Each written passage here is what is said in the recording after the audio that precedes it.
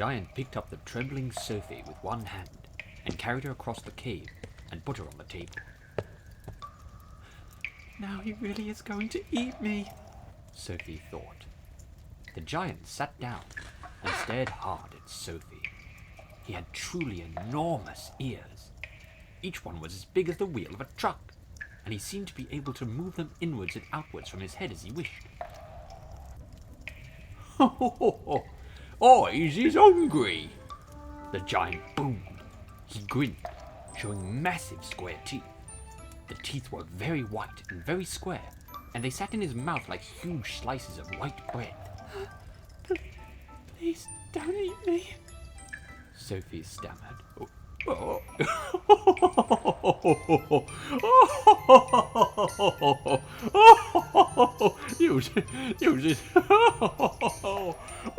Just because Eyes is a giant, you think Eyes is a man-gobbling cannibal? He shouted. Yours is about right. Giants is all cannibally and murderful, and they does gobble up human beings. We's in giant country now. Giants is everywhere around.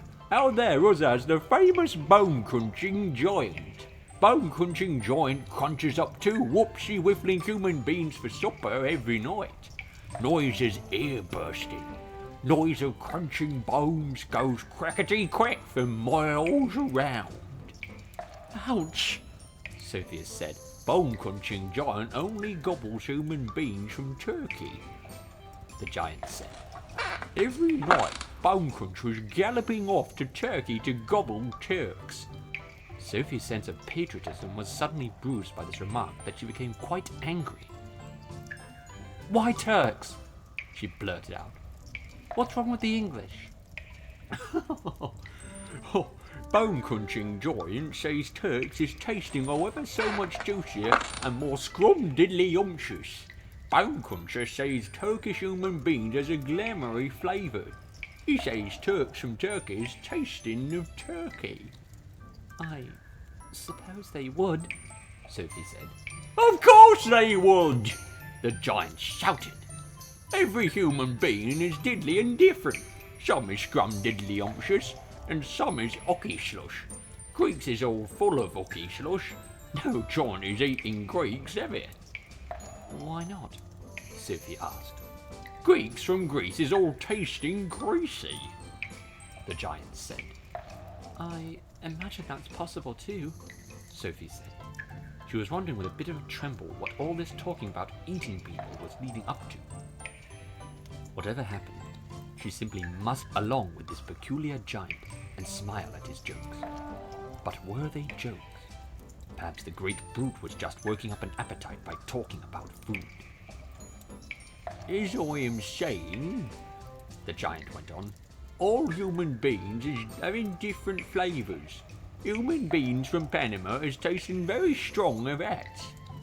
Why hats? Sophie said. You is not very clever, the giant said, moving his great ears in and out. I thought all human beings is full of brains, but your head is emptier than a bundongle. Do you like vegetables? Sophie asked, hoping to steer the conversation towards a slightly less dangerous kind of food. You is trying to change the subject, the giant said sternly. We is having an interesting development about the taste of the human being. The human being is not a vegetable. Oh, but the bean is a vegetable, Sophie said. Not the human being, the giant said. The human being has 2 legs and a vegetable has no legs at all. Sophie didn't argue anymore. The last thing she wanted to do was to make the giant cross. The human being, the giant went on, is coming in dillions of different flavours. For instance, human beings from Wales is tasting very whooshy of fish. There's something very fishy about Wales. You mean Wales? Sophie said. Wales is something quite different. Wales is Wales, the giant said. Don't gobble funk around with words. I will now give you another example. Human beings from Jersey has a most disgustable woolly tickle on the tongue, the giant said. Human beings from Jersey is tasting of cardigans. You mean jerseys? Sophie said. You are once again gobble-funking! Don't do it! This is a serious and snitching subject. May I continue? Please do. Danes from Denmark is tasting ever so much of dogs, the giant went on. Of course, Sophie said. they taste of Great Dane. Wrong! Cried the giant, slapping his thigh. Danes from Denmark is tasting doggy because they is tasting of Labradors. Then what do the people of Labrador taste of? Sophie asked. Danes! Oh, they taste of Danes. Great Danes! The giant cried triumphantly. Aren't you getting a bit mixed up? Sophie asked. I is a very mixed up giant, the giant said. But I does do my best, and I is not nearly as mixed up as the other giants. I know one who gallops all the way to Wellington for his supper. Wellington? Sophie said. Where is Wellington? Your head is full of squashed flies, the giant said. Wellington is in New Zealand. The human beings in Wellington has an especially scrum deadly unctuous taste. So says the well-eating giant. What do the people of Wellington taste of? Sophie asked. Boats, the giant said. Of course, Sophie said. I should have known. Sophie decided that this conversation had now gone on long enough. If she was going to be eaten, she'd rather get it over and done with right away than be kept hanging around anymore.